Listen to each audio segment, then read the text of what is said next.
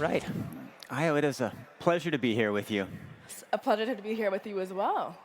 So, I want to talk about the structure of BLM, how it exists on social media platforms, and why, unlike so many social media movements before, this one has lasted. But first, I want to start with Facebook, because the opening night, we had 2 stars. We had you, and we had Frances Hogan, the Facebook whistleblower. And when Facebook is criticized, when people say your platform's doing horrible things, they say, we also brought you Black Lives Matter. In fact, I'm going to read a quote. This is a quote from the CEO of Instagram. Technology isn't good or bad. Social media has amplified good things like Me Too and Black Lives Matter. I believe we do much more good, though the work to mitigate harms never end. Fair? It is an aspect of what is going on, but I think the truth of the matter is that real people who care, who are committed, are the ones who drive change. And just like Martin Luther King Jr. would always rely on the traditional media, be it newspaper and print or television, we too, as people who are human rights advocates, are using the tools of our day. And so that current tool, right, is social media, is the communications mechanism for our time. So we're utilizing that. But I think the concern around platforms like a Facebook, taking credit for something like BLM is that it's not just a platform that is neutral, right? There are algorithms, there are ways in which some messages are allowed to filter to the top and others not. And we know that throughout the years, the technology has changed. What they prioritize, what they amplify, what bubbles to the surface has changed. So I think it'd be, incorrect to Incorrect. overly attribute, any of that. I think it's real human beings who made use of the tools of our time and gave it meaning, right? But we should be very careful and very vigilant around social media platforms and how they operate these days. We have to be very clear about that. So do you think if Facebook and Twitter didn't exist, BLM would have grown to be as powerful and influential as it has? So what I know is that Black people have been fighting and giving voice to their concerns ever since we were kidnapped from Africa and brought to the Americas and different parts of the world, quite frankly. And I know that we've always done anything and everything we can to make sure that our message was heard and to fight for our freedom. And so I would not overly ascribe any kind of victory or any kind of weight to one particular method or another. However, what I think is most important is that we recognize that it's not just about the actual tools. It's about the voice and the people who were moved by it, right? So a lot of times I get asked, like, so why Black Lives Matter? Why these 3 words? Why not, Our Lives Matter or other kinds of things, right? And the truth is there wasn't any set of perfect words. It was that real people were moved by what they saw, what they witnessed, the sad and really, really gruesome and horrifying video, right? The viral footage of Black people being killed in the 21st century, and not just killed, we would say lynched in many cases, right? Quite frankly, lynched in broad daylight, by law enforcement, by vigilantes, by security guards. And I think people were so appalled that this could occur in this day and age, especially in a day and age where everything is documented, and there would be this still consistent, almost willful racism that would be in existence in this time, even with the Black president, even with all the various presidents ever since. And I think that's what moved people, that's what concerned people, and the technology, the tools that brought that to light are very important, but they are not everything. I think it's the real people who are being impacted and are giving those tools and tech meaning. Well, and then just as you said, it's not just the platforms, it's the cameras. Without the cameras, you can't bear the witness, you can't have the content. Let me ask you a little bit about the movement, because the first time that social media seemed to be so tied up in such profound change was in the Arab Spring. And there's a quote that's always stuck with me from that moment. It was from Wael Ghonim. He was one of the leaders of the uprising in Cairo. They bring down Mubarak, but then the movement falls apart and splits apart. And he said, the same tools that brought us together drove us apart. And the way that social media can amplify voices at the extreme made it impossible for the Egyptian opposition to coalesce, to help form a government, to last. Why has BLM in 2020, in 2021, been able to avoid this pitfall that has struck so many other digital movements before? To be quite honest, I really believe that because we've been grounded in the work that predates the use of this particular technology, that we had the foundation, we had the relationships, the coalitions that were happening, behind the scenes. We've had a tradition of Black liberation struggle that predates any of the modern conventions and the modern tools. And so I think because we were already in relationship with so many elders, mentors, civil rights leaders who came before us, there was a clear connection that we knew where we're going, or we know where we're going. We know the tradition that we're coming in, and we weren't going to let any of our detractors or any of the people who would seek to diminish the progress that we're making, or to say, we're going to divide and conquer you. We knew better than that. We knew that was coming. We've had generations, quite literally, of experience. So we were making use of that. And so I think that's what allowed us to be successful, and that's what allows us to keep going forward. But to be really clear, there's still a lot of work to be done. We still need the type of political power that allows us to achieve and sustain the gains. We don't need just symbolic gestures that are being made, or corporations or governments or different actors saying certain things, but we need the substantive change. And so I think while I want to celebrate our victories, I want to celebrate the ways in which we see our numbers and how strong we are, which we are, right? But we need that sustained, substantive transformation of our societies that keep us safe in real ways, in real terms. Let's talk a little bit about the subversion, and you talk about your elders, and there's a long history of the United States federal government disrupting. You mentioned in your speech the other night. Have the tools used by the FBI become more powerful or less powerful? Do the tools of surveillance, are they improving faster than the tools of privacy? Are the abilities of people trying to disrupt a movement increasing faster, or your abilities to avoid those increasing faster? There's always an arms race. I think there's always an arms race, and quite accurately, I think we're at a disadvantage.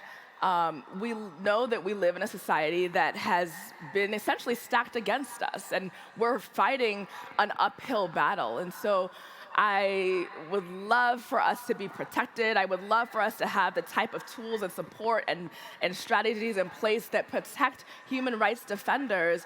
But the truth of the matter is, it's not that case, right? We are up against not only, bad actors, if it's, white supremacists that are out like, vigilantes, but we have systems that are informed by ideology that is racist. And that comes up in every single institution in US society, but I would argue that it's global. Mm-hmm. It really is global. And so to me, it's important that we recognize that, yes, there's a bit of a race, but it's very much so stacked against us. And we do have governments that allow for surveillance of people who are doing very righteous, noble, cutting-edge, important work of saying, hey, our lives matter. We deserve to be respected, and we deserve to live with dignity.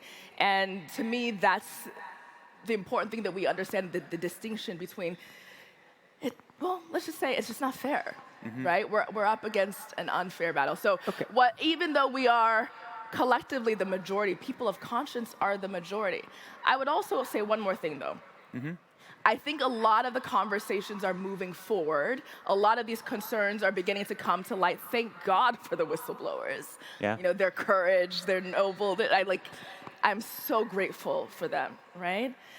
And what I'm also concerned about is the fact that there are other countries, other languages that are making use of these social media platforms that aren't getting the same type of attention or tools put in place to protect human rights defenders in those contexts. So I think we have to also be mindful of the fact that the English language is, for lack of a better term, we're hegemonic, right? We're seen as the norm, and we have a lot more resources and tools. And even this conference, we're in a Portuguese-speaking country, but Talking we're English. speaking English, right? We could try to do this in Portuguese, but It'd be a little tricky, but I try for like 2 minutes. But the thing is, we know that this language and tools that are made for us are oftentimes exported to different parts of the world, but they still dismiss or make invisible some of the other concerns that come up for our peers who are maybe speaking Spanish or Tagalog or some other language, right? And that to me is also a concern. We need social media companies to take seriously the protections of human rights defenders that speak a multitude of languages. yeah. Well, I had this thought while I was watching your opening speech, and you were talking about the farm workers in India, and you were talking about your praise of them. Yeah. Has there ever been a movement around the world that has used the phrase Black Lives Matter that you've had to reject? Because anybody can put it in a tweet or a hashtag, and maybe there's a movement for farm writers whose rights have been violated, but maybe it's being appropriated in a way. Does that happen? There has been a lot of different types of manipulation or use of the phrase. However, we've taken the approach that this is really an open source project. What is so, excuse me, what is so brilliant about what has happened over the course of the past 8 years is that people from all walks of life, various sectors, various industries have recognized that Black Lives Matter is a movement for them too. Right? This is not just about people who are concerned with criminal justice or the hyper-policing of Black communities, which is absolutely important. Every single person in the world should be concerned about that. But what they've done is they've come to the understanding that the issue is structural racism. You don't get to unarmed Black people being killed in the streets if there wasn't racism in other aspects of our lives, right? And it hasn't been normalized in such a way. You don't get that. Not in the year 2020, 2021, and so on. And so, to me, what's important is that we recognize that we have a responsibility. No matter if you're in the public sector, the private sector, whether you're entertainment, no matter your industry, no matter your sector, you have a responsibility to ensure that Black Lives Matter, to ensure that your organization, your entity is anti-racist. It's not enough just to say, we're not racist, or we have one Black friend. No. You have to take a clear stance. There's no neutral in this. Well, okay, so we have a lot of tech founders, product designers, people who build products. Yeah. What are ways that you think products should be designed in the future to counter structural racism? Like, for example, if traditionally dash cams show what's inside the car as opposed to what's going on outside the car or by the mirror, what are other examples of products where you feel structural racism is built into them that these very fine, intelligent, creative people can fix? There are a host of products, strategies, various technologies that I think people could do. And to be quite honest, I would invite people to engage in that conversation and that thought themselves.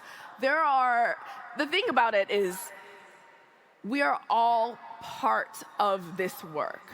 And so I don't know everybody's field, but the invitation is to say, hey, if I were to think about this from another perspective, if I were to check in or survey our Black users or Black people who would be impacted by this technology, what would they need?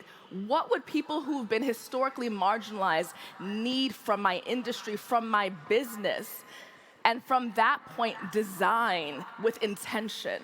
Don't design with a lens of quote unquote color blindness. Yeah. What we found is that that's not true. There is always a bias that is embedded in all of these tools and all the technologies. So the goal is to design with people in mind, design with the most marginalized in mind, design with equity and real justice in mind. So that is a absolutely wonderful point and a crucial point for everybody here.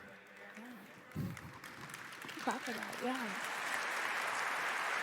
It's on us. Yeah. And so let's take that same question and go to what are the tools that are most needed to help protect human rights defenders and whistleblowers? So we have the CEO of Proton Mail, which makes encrypted email, which I use, which is wonderful, is here in the audience. What are the other tools that could be built that would make activism, whistleblowing, human rights safer? So there are a number of tools that could be made, and there are a number of tools that are actually underway that that can help protect us, but also can help amplify our stories. So I would say, in terms of defense, we know we need more. If it's, I don't want to get into too many technicals, but we know we need more storage spaces to account for all the stories that we're hearing. So there's a lot of documentation that needs to take place, that we need to have placed in spaces that aren't compromised. We need to be able to share those stories in a way that's safe, that isn't going to track the people who've uploaded the information. So that's been a huge issue for us. A lot of human rights defenders are surveyed, they're trolled, they're targeted, and like I said, the language issue is huge. That's the thing I continue to hear time and time again. While we're making advances in English, we do need these same tools to be translated into many other languages. So I could get into the specifics around some of that, but I think it's really about how inclusive we're making some of the methods that are in existence right now. That, to me, is the most important thing. And then I would say, beyond all of that, is how do we ensure that things like our workplaces, right, are not bypassing those who are working there. The technology is moving quickly. It's outpacing maybe the policies and the laws that provide people with a living wage. To me, that's some of the concern that I have with what's going on right now. While we want these technological advancements to occur, we're also looking at people who are quite literally being replaced on the workplace, right? They're replaced in the workspace. So we know that we need to have policies. We need to have public and private in conversation about where we're going. We need the advancements, but we also need the advancements to happen in the human rights space. We need the advancements to happen in the policy space to ensure that we're being protected on all sides. That is a wonderful note to end on. Thank you so much for joining on stage. Great conversation for all of Web Summit. Thank you. Thank you. All right.